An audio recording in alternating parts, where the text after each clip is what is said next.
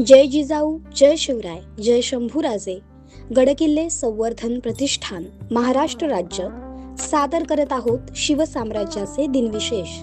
18 डिसेंबर इसवी सन 1660 छत्रपती शिवाजी महाराजांच्या पारिपत्यासाठी औरंगजेबाने त्याच्या दरबारातील सर्वात अमीर सरदार व आपला मामा जो दख्खनचाही सुभेदार होता त्या शाहिस्त खानाची नेमणूक केली. 77,000 घोडदळ व इतर फौजफाटाशिवाय 32 कोटींचा खजिना सोबत घेऊन खान 28 जानेवारी 1660 ला औरंगाबादहून निघाला. पुण्यात प्रवेश करून त्याने चाकणच्या भुईकोठाला वेढा दिला. 15 ऑगस्ट 1660 ला चाकणचा किल्ला त्याने जिंकून घेतला. पावसाळा तिथेच काढून खान ऑक्टोबर महिन्यात चाकणहून पुण्याला परतला. पुण्यात त्याने महाराजांच्या लाल महालात मुक्काम करून महाराजांच्या विरोधातील आपल्या हालचाली सुरू ठेवल्या. शिवाजी महाराज यावेळी राजगडावर होते. शाहिस्तेखानालाही शह देण्यासाठी त्यांनी या दरम्यान एक सरंजामी वटहुकूम काढला.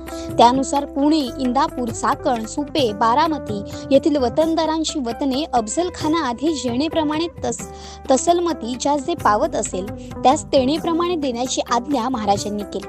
त्या भागातील सर्व धर्मीय वतनदारांना शाहिस्तेखाना विरोधात उभे करण्यासाठी महाराजांनी हे पाऊल उचलले होते.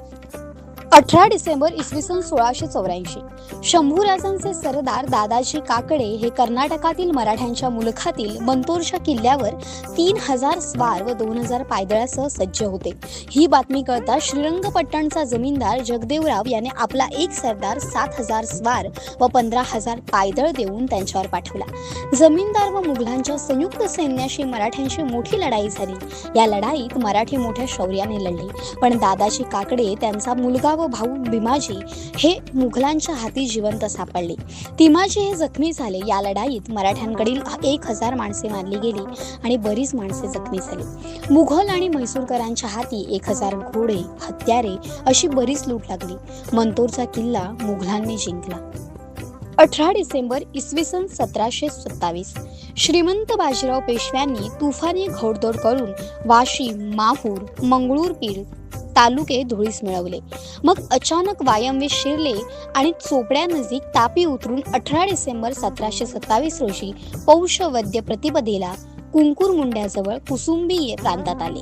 तेथून निजामाच्या डोळ्यात धुळपे करण्याच्या हेतूने फक्त बुराणपूर जाळण्याची होल उठवून दिली.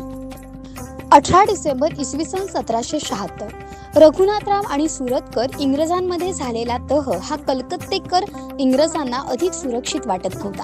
ईस्ट इंडिया कंपनीचा गव्हर्नर जनरल वॉरन हेस्टिंग्स याने पुण्यात बारभाईची भेट घेण्याकरिता कर्नल मॉस्टिन याला वकील म्हणून पाठवले. परंतु नवे पेशवे पुरंदर गडावर होते म्हणून मॉस्टिन पुरंदरावर आला. इथेच इंग्रज आणि पेशव्यात पुरंदरचा दुसरा तह झाला. या तहान्वये बारभाईंनी रघुनाथरावांच्या सुटके बदल्यात साष्टी, वसई, ठाणे इत्यादी प्रदेश आणि रघुनाथरावांपोटी इंग्रजांना झालेला खर्च देण्याचे कबूल केले. याला कारणही तसेच होते. पूर्वी माधवरावांच्या कारकिर्दीत अचानक आलेल्या सदाशिवराव भाऊंच्या तोतयाने पुन्हा डोके वर काढले.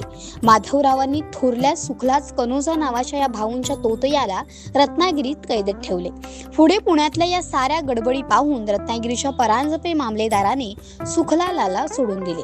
सुटल्यानंतर सुखलालाने कोकणातच आपण सदाशिवराव भाऊ असल्याचे सांगून थोडी फौज जमवली आणि पुऱ्यावर चालून आपला आला.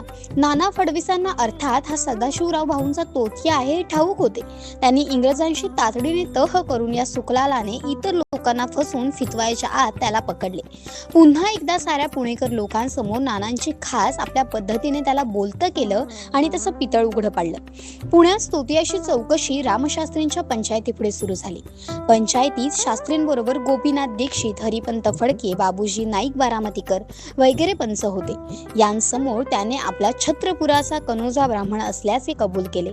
सर्वानुमते तोतया खोटा ठरल्यावर त्याची धिंड काढून शहरात सर्व लोकांस दाखवून नंतर मेखसुने डोके फोडून त्यास दिनांक 18 डिसेंबर 1776 रोजी देहांत शासन देण्यात आले. यात जे सामील होते त्यांचे सरंजाम जप्त करून त्यांना प्रायश्चित्त देण्यात आले.